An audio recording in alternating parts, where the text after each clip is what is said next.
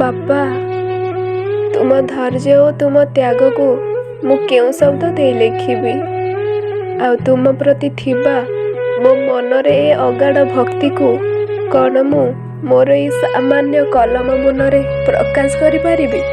ଆଜି ଅନେକ ଲୋକ ଜାଣନ୍ତି ମୋତେ, ଖାସ୍ ତୁମ ମହାନତାର ପରିଚୟ ପାଇଁ।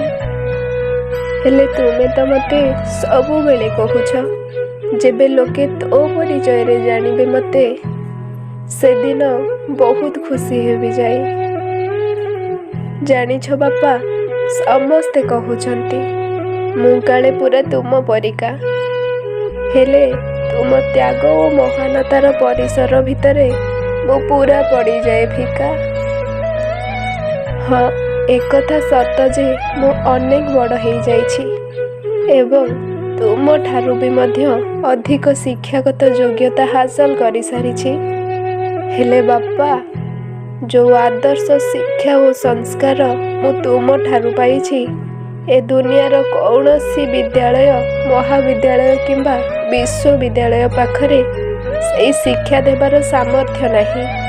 ଏକଥା ମୁଁ ନିଜେ ଅନୁଭବ କରିପାରିଛି।